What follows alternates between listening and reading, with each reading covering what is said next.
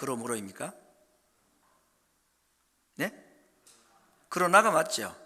앞에 말고 뒤에 말이 반대말이니까 그러나가 들어가야 됩니다. 그런데 오늘 우리가 읽은 성경에는 이 표현에, 이러한 비슷한 표현에 그러나 대신에 그러므로라는 단어를 사용해서 만든 문장이 있습니다. 이게 오늘 우리가 이제 봐야 될 내용입니다. 이런 얘기죠. 이스라엘이 죄를 범했다. 그러므로 내가 용서한다. 지금 이런 표현이 있다는 말입니다. 36절에 오늘 읽었던 성경에 그러나라는 단어로 시작이 되는 이 36절을 기준으로 그 이전과 이후에 대표 구절을 하나 뽑아봅니다. 32절에 유다 자손이 모든 악을 행하여 내 노를 격동하였습니다. 그들과 그들의 왕들과 그 방백들과 그 제사장들과 그 선지자들과 유다 사람들과 예루살렘 거민들이 다 그러하였느니라. 유다 백성들 모두가 하나님 앞에 죄를 범했다. 37절은 내가 노와 분과 큰 분노로 그들을 쫓아 보내었던 모든 지방에서, 바빌론 땅이죠, 그들을 다시 모아내어 예루살렘 이곳으로 다시 인도하여 안전히 거하게 할 것이다. 32절은 분명히 죄에 대한 말씀이고 37절은 용서에 대한 말입니다. 그렇다면 유다가 이스라엘이 죄를 범하였고 내가 그들을 용서할 것이다 라고 말하면 그 앞에 36절에는 그러나가 들어가는 게 맞습니까? 그러므로가 맞습니까? 그러나가 맞겠죠. 그래서 오늘 한글 성경에는 그러나로 했습니다. 이스라엘이 죄를 범했다. 그러나 내가 용서하겠다. 논리적으로 아무 문제가 없어 보이죠. 정말 마음씨 너그러운 하나님의 사랑의 말씀이 저 구절에 잘 표현이 되어 있다고 생각합니다. 그런데 문제는 뭐냐면 이 36절에 있는 그러나라는 단어가 가지고 있는 뜻이 히브리어 원문으로는 그래서 또는 그러므로라는 단어입니다. 캔이라는 단어인데, 여러분 그렇다면 어떻게 됩니까? 이스라엘이 죄를 범했다. 그러므로 내가 용서하겠다. 이런 말이 된다는 얘기입니다. 이건 논리적으로 맞지 않는 이야기입니다. 그래서 오늘 하나님께서 왜 이렇게 말이 되지 않는 말씀을 하셨는가 하는 것을 생각을 해보고자 하는 것입니다. 여러분 이제 우리 그러므로 또는 그러나 이 단어를 가지고 한번 오늘 앞에 조금 말씀을 나눠보고자 하는데, 어떻습니까 여러분? 이스라엘이 죄를 범했다 하는 그 다음에 만약에 그러나라는 단어를 넣으면 용서하겠다는 말이 맞습니다. 그런데 반대로 이스라엘이 죄를 범했다, 그러므로라는 단어를 넣으면 그 뒤에 무슨 말이 나와야 합니까? 이스라엘을 내가 벌하겠다 이렇게 해야 되는 거 아닙니까? 그런데 하나님께서는 이스라엘이 죄를 범했는데 그러므로 내가 그들을 용서하겠다, 구원하겠다 이렇게 말씀을 하셨다는 겁니다.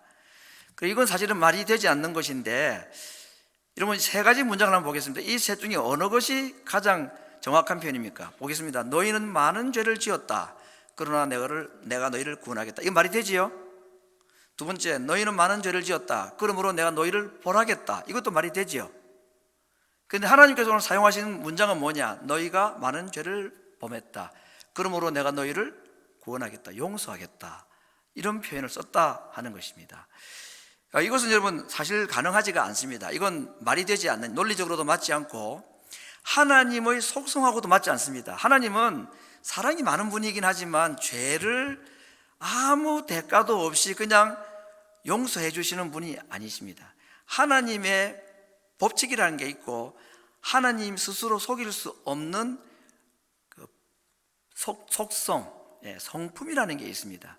그게 뭐냐면 죄는 반드시 벌받아야 된다. 죄의 싹은 사망이고 죄는 반드시 피 흘림이 요구된다. 이게 지금 하나님의 원칙이고 거룩하신 하나님의 속성입니다. 이것까지 하나님께서 무시하면서까지 그냥 마음씨 좋은 너그러운 마음으로 그냥 내가 오늘 기분 좋으니까 그냥 너희들 다 용서해 주마, 이렇게 하실 수가 없습니다. 그럴 것 같으면은 구약시대에 그 많은 짐승이 죽을 이유가 뭐가 있으며 예수님이 죽으실 이유가 뭐가 있겠습니까? 오늘 이렇게 하나님 속성하고도 맞지 않고 하나님 스스로 세우신 어떤 영적인 법칙하고도 맞지 아니하는 말씀을 지금 하나님이 스스로 하고 계시다는 겁니다. 너희가 죄를 많이 지었다. 그러므로 내가 너희를 용서하겠다 하는 이 말씀이 오늘 읽었던 본문의 이야기입니다. 36절에 그러나라는 단어는 사실은 그러므로라고 해석하는 것이 맞다는 것입니다. 그래서 실제로 우리 한글 성경은 그러나로 해석했고 영어 성경들도 그러나로 해석한 성경들이 몇몇 있습니다만은 영어 성경 중에서 특별히 이제 이 원어에 아주 가깝게 해석한 성경들이 몇 군이 있습니다. 그런 성경들은 하나같이 그러므로 therefore라는 단어로 사용을 하고 있다는 것입니다. 이게 맞는 거죠. 이게 논리가 맞지 않고 하나님의 법칙과 성품에도 맞지 않는 이것을 왜 말씀하시는가? 이것이 오늘 우리에게 이제 복음인 것입니다. 어떻게 이것이 가능한가 하는 것을 말씀해 주신 것입니다. 여러분, 이제 죄는 반드시 벌받아야 된다 하는 이 원칙을 볼 때에 이스라엘이 죄를 범했다. 근데 지금 하나님은 용서를 말씀하십니다. 그렇다면 그 앞에 어떤 조건이 필요할까요? 용서를 받기 위해서는 그들이 벌받아야 되는 거죠. 벌받으면 용서받는 겁니다. 오늘 그것을 바벨론으로 포로로 가는 걸 말했습니다. 그래 이렇게 되겠죠. 이스라엘 너희들이 정말 많은 죄를 지었다. 그래서 너희들이 바벨론의 포로로 잡혀갈 것이다. 내가 그 다음에 너희를 용서하겠다. 이 말이 함축되어 있는 것입니다. 그렇죠? 그래서 하나님께서는 구약 선지자들을 통해서 이스라엘에게 바벨론으로 포로로 항복해서 가는 것이 하나님의 뜻이라는 얘기를 계속 하셨습니다. 왜? 이것이 죄의 문제, 그들이 지은 죄에 대해서 문제를 해결하는 방법이었기 때문에 그렇습니다. 그럼 사실 여러분, 이스라엘이 바벨론으로 잡혀갔다가 다시 돌아오면 죄 문제가 해결된다고 논리적으로 그게 맞는데, 이걸 오늘 우리 영적인 우리의 삶에서 적용하면 바벨론에 가서 벌 받는다는 얘기는 하나님께 진노를 받고 좀 더 극단적으로 말하면 지옥 간다는 말 아닙니까? 지옥 가가지고 용서받아서 무슨 소용이 있습니까? 지옥 안 가야 되는 거죠. 이제 그런 말씀들을 오늘 저 예레미야서를 통해서 오늘 우리들에게도 이렇게 같은 원리를 가지고 말씀을 해주시는 내용을 좀 살펴보고자 합니다.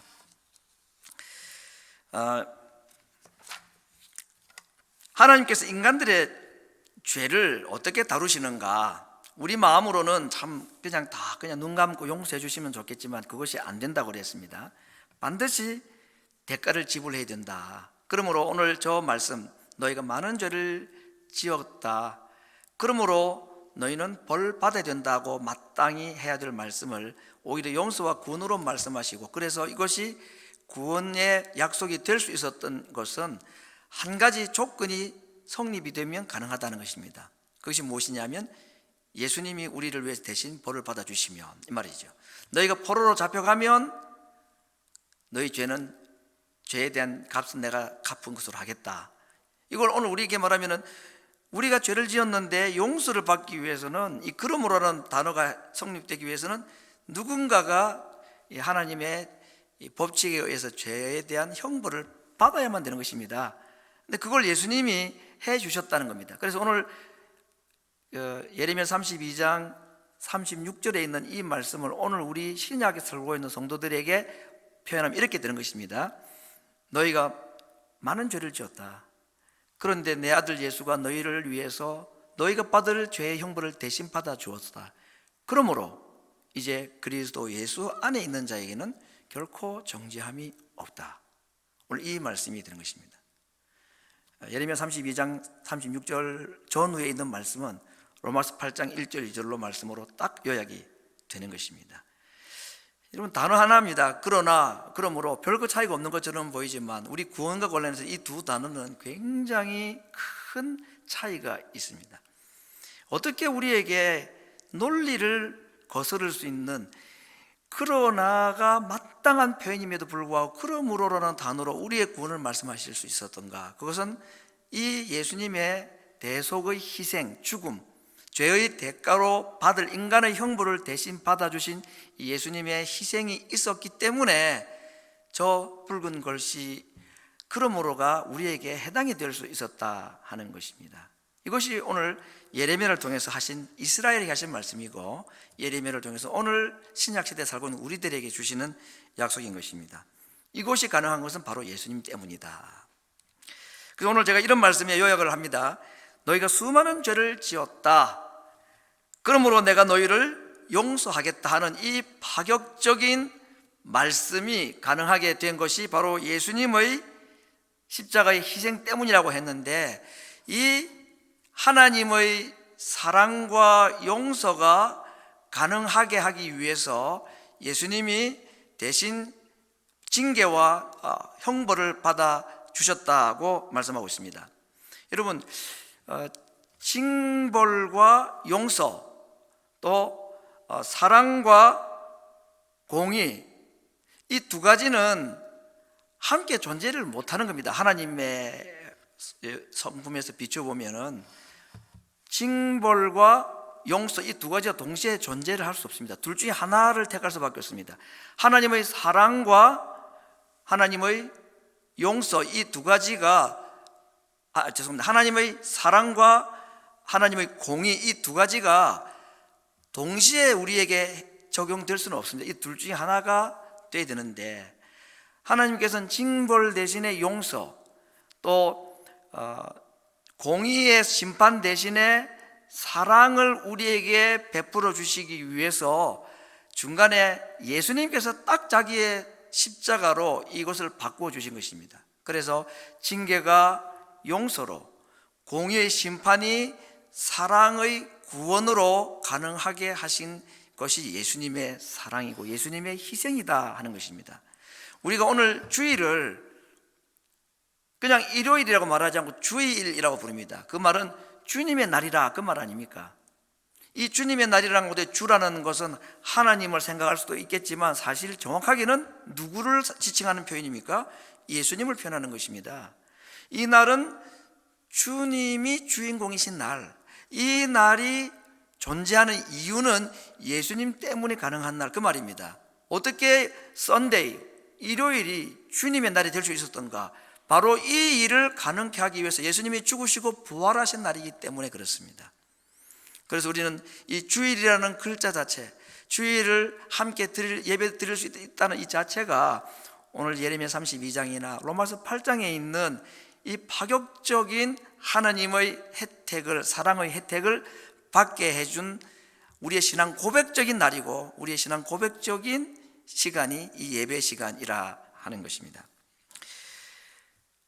우리의 범죄에도 불구하고 용서하시겠다는 이 하나님의 참 파격적인 제안, 참 감사하죠.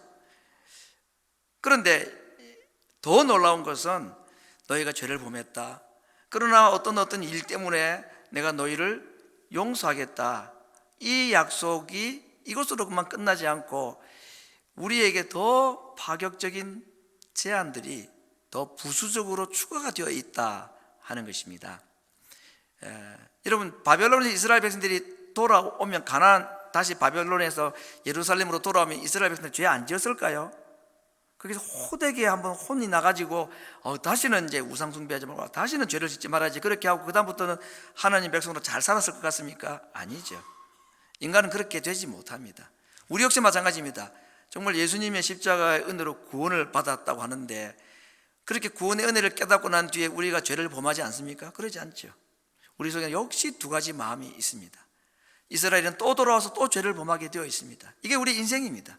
이걸 하나님이 잘 아시기 때문에 우리를 그냥 용서해 주겠다, 조건이 있었죠. 예수님 때문에, 또는 바벨론 포로로 잡혀갔기 때문에 용서를 해 주신다는데, 그것으로 끝나지 않고 우리의 약함을 아시기 때문에, 그럼에도 불구하고 또 범죄하는 인간들인 걸 아시고 우리에게 또 추가적인 약속을 더 해주신 것이 있습니다. 오늘 그것이 세 가지로 나타나는데, 첫 번째, 하나님께서 이스라엘 백성들에게 새 마음을 주시겠다, 그렇게 약속했습니다. 39절 말씀 제가 읽어봅니다.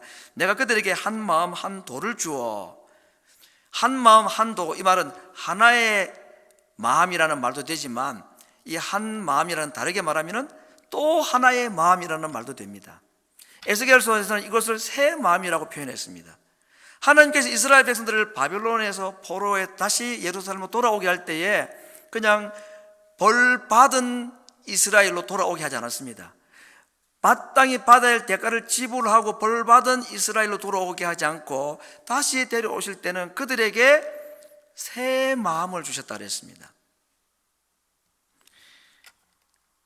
여러분, 문제는 마음이죠. 법이 없어서가 아니라 마음이 없어서 법을 어기는 것이었습니다. 이스라엘 백성들이 범죄한 것은 마음 때문이었습니다. 마음에서부터 그들이 하나님을 기뻐하지 않고 하나님의 법을 기뻐하지 않았기 때문에 그들의 마음에 문제가 있었습니다. 그래서 하나님께서 어떻게 하셨느냐, 벌 받고 돌아오는 그 마음을 그냥 내버려 두지 않고 그 마음을 어떤 마음으로? 새 마음으로 바꾸시겠다. 정확하게 말하면 교체를 시키겠다는 것입니다. 여러분, 심장은 교체가 가능합니다. 심장 수술하면. 그렇죠? 마음이 교체가 가능할까요? 불가능하죠. 어떻게 마음을 바꿉니까? 내가 가지고 있는 이 타고난 마음을 다른 마음으로 어떻게 바꿉니까? 근데 그걸 하실 수 있는 분이 있습니다. 예수님이고 하나님이 하십니다. 하나님은 우리의 심장을 만드신 분이고 우리의 마음을 만드신 분인데, 망가진 우리의 마음도 하나님은 교체하실 수 있는 분이십니다. 하나님께서 우리의 마음을 어떻게 교체하셨는지 아십니까? 오늘 우리 하나님께 예배드리는 우리들은요, 변화된, 좀 수리가 되고 조금 변형된 마음을 가지고 온 자들이 아닙니다. 여전히 우리가 범죄자로 하나님 앞에 살아가는 모습이 있지만 확실한 것은 우리의 마음이 교체가 된 자들입니다. 그걸 성경은 중생이라고 말하고 거듭남이라고 말하는 것입니다. 우리의 마음을 새로운 마음으로 교체시키시기 위해서 하나님과 아들 예수님이 하신 일이 있습니다. 그것은 바로 아들 예수님의 심장이 창에 찔려 터져 죽는 그 일을 통해서 하나님께서는 우리에게 새 마음을 주셨다고 그랬습니다. 두 번째는 영원한 언약이라 그랬습니다. 40절 말씀을 봅니다. 내가 그들에게 복을 주기 위하여 그들을 떠나지 아니하리라 하는 영영한 언약을 그들에게 세우고, 여기까지 보겠습니다. 하나님께서 이스라엘 백성들을 바벨론에서 다시 돌아오게 할 때는 새 마음을 주실 뿐만 아니라 그들과 다시 약속을 하나 하십니다. 그런데 그것을 영원한 언약 또는 영영한 언약이라, 영원히 변치 않는 언약이라 그렇게 말씀하셨습니다. 모든 계약에는요, 약속의 조건이 있습니다. 그걸 약속을 못 지키면 어떤 페널티를 물어야 됩니다. 이게 인간 세상이죠. 하나님과 인간도 마찬가지입니다.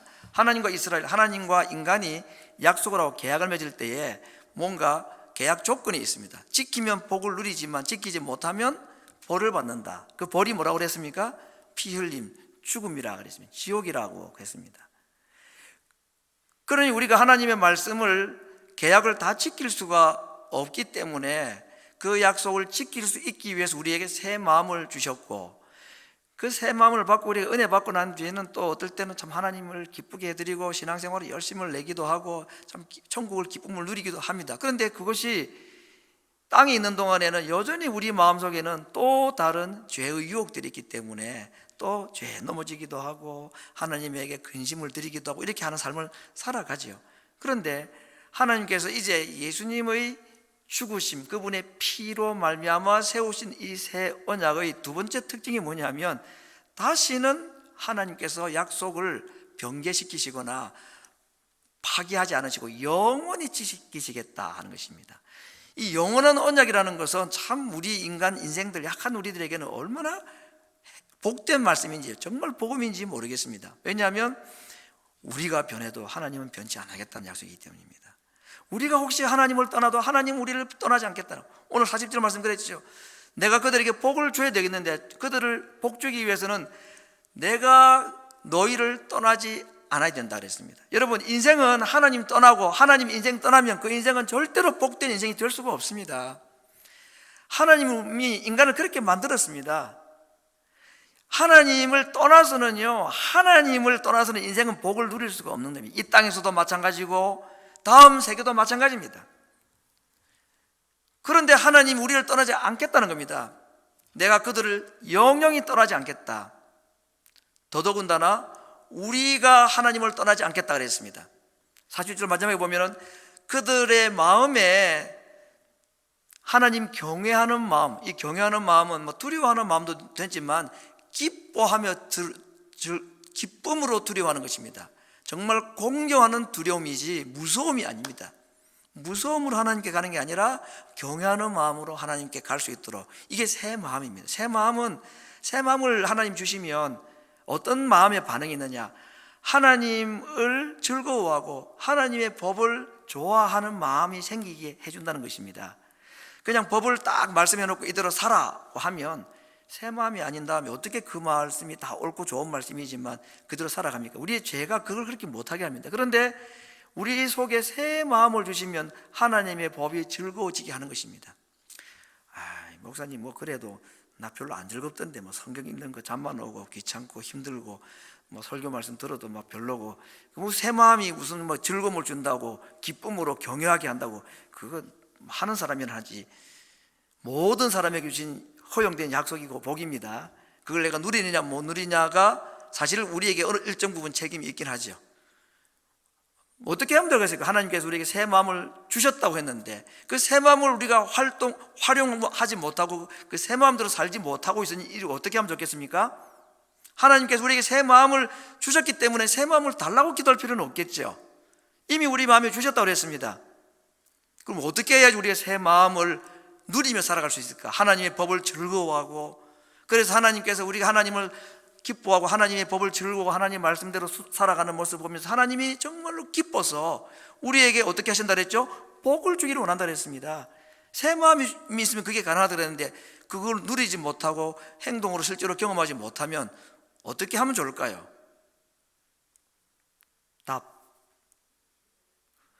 하나님, 제 마음에 주신 이 새 마음이 제 마음에 누림이 되기 위해서 저에게 은혜를 베풀어 주시길 기도해야 합니다.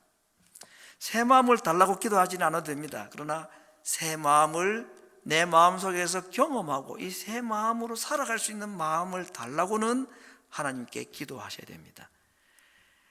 새 마음을 주신 것도 하나님의 은혜이지만 그 새 마음을 누리는 것도 하나님의 은혜가 아니면 안 되기 때문에 우리가 무엇을 구할 건가 분명히 구분할 필요가 있습니다.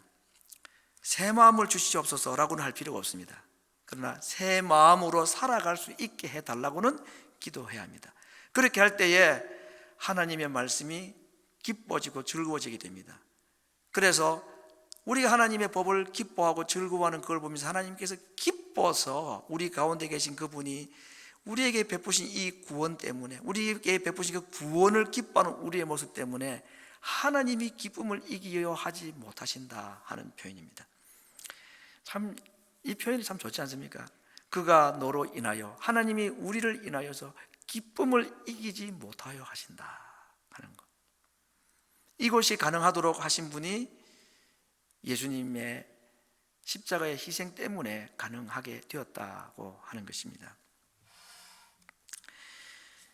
지금 우리는 인류 최대의 고통 중에 살아가는 시기를 경험하고 있습니다. 지금 인류 최대의 관심사는 코로나 바이러스 백신이겠죠. 이것이 만들어지기만 하면 글쎄요, 뭐 만들어지고 난 후에는 이제 아무 문제가 없을지는 또 다른 문제가 있긴 하겠습니다만, 아무튼 지금은 방법이 그 방법밖에 없으니까 좀처럼 수그러들질 않으니까 그 백신 개발이 지금은 뭐 절대적으로 필요합니다. 그런데 오늘 이런 그 코로나 시대를 경험하면서 정말 이 보이지 않는 병균, 정말 성경에 있는 말씀같이 하루살이에게 물려 죽는 게 인생이라고 그랬는데 정말 하루살이 같은 거, 코로나 이게 하루살이나 됩니까? 이거 그 뭐라 그래, 숙주인가 그것만 벗어나면 이거 뭐 금방 밖에 나면 죽는다면서요, 그거. 그래서 손을 씻고 하는 거 아닙니까? 그래서 그 단백질로 된 거 껍질을 막 없애면 밖에 나면 죽으니까. 하루살이도 뭐만도 못한 이것 때문에 온 인류가 지금 수천만 명이 지금 감염이 되어가고 있고 죽어가고 있고 이러는 때가 있습니다. 백신 개발이 지금 최대 관심사입니다. 그런데 이런 때 우리가 정말 기억해야 할 것이 하나 있습니다. 영적인 원리를 하나 발견해야 되지 않겠나? 그건 무엇일까요? 죄는 바이러스보다 더 무섭습니다, 여러분. 혹시 코로나 바이러스는 백신 나와서 사람이 뭐 회복이 된다든지 또는 자동적으로 이렇게 항체가 만들어져 가지고 이겨낼 수가 있죠. 그래가지고 한 몇 년 더 살겠죠. 한 몇십 년 더 살겠죠. 감염률은 높아도 사망률은 그렇게 많지 않다고 합니다. 근데 죄라는 이 바이러스는 감염률 100%에 사망률 100%입니다. 이보다 치명적인 병균이 어디 있습니까? 이보다 치명적인 것이 어디에 있습니까? 이 땅에서만 아니라 영원히 죽음으로 몰아가는 것이 이 죄의 바이러스입니다. 그런데 다행히 하나님께서 이 죄의 문제를 해결할 수 있는 길을 하나님께 열어 놓으셨습니다. 죄가 주는 모든 사망을 예수님께서 다 받아주시고 우리가 그 혜택을 얻을 수 있는 것은 돈을 주고 사는 것도 아닙니다. 그냥 그렇게 하신 그 사실을 믿고 받아들이기만 하면 우리에게 그것이 백신이 되고 그것이 우리에게 믿음이 되어서 죄로부터 우리의 모든 죽음과 두려움과 공포로부터 우리를 보호해 주신다고 말씀하셨습니다. 이런 시대에 예수님의 십자가가 주는 이 안전함이라는 것이 얼마나 실감나게 우리에게 받아들여지고 또 우리가 그렇게 느낄 수 있는지 모르겠습니다. 사랑하는 성도 여러분, 오늘 우리는 2070년 정도, 아니죠, 2700년 정도 전에 예레미야를 통해서 이스라엘 백성들에게 하신 말씀을 들었습니다. 이스라엘의 실체가 어떤가 하는 것을 우리가 보았습니다. 그들은 죄인이었고 마땅히 형벌을 받아야 할 자들이었습니다. 그래서 그들은 바벨론으로 포로로 잡혀갔습니다. 그러나 하나님께서는 그 형벌의 장소 바벨론에서 그들의 마음의 죄를 깨닫게 하시고, 그리고 그들에게 새 마음을 주셔서 하나님을 경외하는 자로 만들어서 다시 예루살렘으로 데려와서 새 이스라엘로 만드셨다. 이것이 이스라엘의 멸망과 관련된 하나님의 약속이고 복음이었습니다. 오늘 우리에게도 동일하게 하나님께서 이러한 약속을 하고 계십니다. 논리마저도 파괴하신 하나님의 이 은혜와 사랑, 너희가 죄를 지었다, 그러므로 반드시 벌을 받아야 된다는 이 논리도 파괴하시고, 너희가 죄를 지었다, 그러나 내가 너희를 용서하겠다는 이 하나님의 속성과도 맞지 않냐는 이 논리도 하나님은 뒤로 하시고, 너희가 죄를 지었다, 그래서 너희들이 받을 형벌을 내 아들 예수가 대신 당했으니 그를 믿는 자에게는, 그러므로 그 안에 있는 자에게는 내가 다시는 정죄하지 않겠다 하는 이 원리를 하나님 스스로 우리에게 만들어 주시고, 오늘 2700년 전에 선지자들의 입을 통해서 하신 그 약속을 예수님을 통해서 우리에게 다시 한 번 더 확인시켜 주신 것입니다. 이 새 언약을 통해서 우리가 영원히 하나님을 떠나지 않고 하나님의 법을 즐거워하고, 그래서 하나님께서 기뻐하심으로 우리에게 복을 내려 주시기를 위하셔서 하나님이 해놓으신 이 일들, 이것을 오늘도 믿음으로 받아들이는 자들에게 하나님께서는 이 새 언약의 혜택을 주시겠다고 약속을 하셨습니다. 그러나 이것이 우리에게 이루어지기 위해서는 정말 아들의 심장이 찢어지는 고통이 있었고, 아들의 심장이 터져 죽어가는 모습을 보고도 침묵할 수밖에 없었던 아버지의 가슴 아픔이 있어서, 그것이 오늘 우리에게 이 새 언약의 혜택이 가능하게 만들었다는 것을 우리에게 말씀해 주고 있습니다. 하나님은 우리의 심장이 아니라 우리의 마음을 바꾸신 분입니다. 우리에게 새 마음을 주신 분입니다. 우리에게 새 마음을 찾아 열심히 살아라고 말씀하신 게 아니라 아들 예수님의 죽음으로 말미암아 하나님이 직접 우리의 마음 자체를 바꾸어 주시고 교체시켜 주신 혜택을 받은 자들이라고 말씀하고 있습니다. 심장 수술도 어려운데 마음 수술은 얼마나 어렵겠습니까? 바이러스 치료도 어려운데 죄 치료는 얼마나 어려운 일입니까? 근데 우리 하나님은 이 일을 하셨습니다. 마음 수술을 해주셨고, 우리의 죄의 바이러스까지도 하나님께서 완전히 제거해 주신 분이십니다. 그 하나님께 우리가 이 땅을 살아가면서 당하는 어떤 문제든지 고백할 수가 있습니다. 개인의 문제, 가정의 문제, 건강, 질병, 자녀의 모든 문제, 하나님은 아들을 죽이시면서까지 우리에게 새 마음을 주시고 새 언약의 백성으로 삼아 주셨기 때문에, 우리의 마음도 새 마음으로 교체시키신 분이기 때문에 이 땅에 인간이 당하는 어떠한 고난과 고통과 어려운 문제는 그 하나님께는 아무 문제가 되지 않기 때문에, 그 아버지 앞에 고백할 때에, 구할 때에 하나님께서는 넉넉히 우리의 문제들을 해결해 주실 수 있는 분이라는 것을, 그분이 우리에게 베푸신 새 언약의 약속을 보면서 믿어 의심치 않을 수가 있지 않습니까?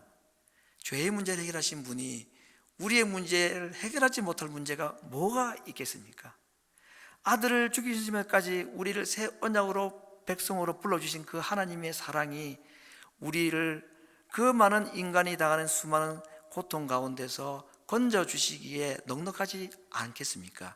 오늘 주일날 바로 오늘 우리의 이 새 언약의 백성이 되게 하기 위해서 죽으시고 부활하시고 지금도 살아계셔서 영영한 언약의 중보자가 되시는 그 주님 앞에 예배하러 난 우리들에게 주시는 하나님의 약속, 하나님께는 예하신 것은 반드시 지키시는 분이고 하나님의 부르시면 후회함이 없다고 하셨는데, 오늘 우리를 하나님의 언약, 새 언약의 백성으로 부르신 그 하나님께서 후회함이 없이 하나님 백성으로 살아갈 수 있도록 우리에게 베푸시는 언약과 이 약속을 믿음으로 바라보시고, 내 속에 이미 심어놓으신 이 새 언약이, 새 약속, 새 마음이 하나님 앞에서 작동이 되고 이 새 언약과 새 마음으로 살아갈 수 있는 힘을 달라고 하나님 앞에 기도하셔서 이 혼란하고 복잡하고 답답하고 앞길이 보이지 아니하는 이때에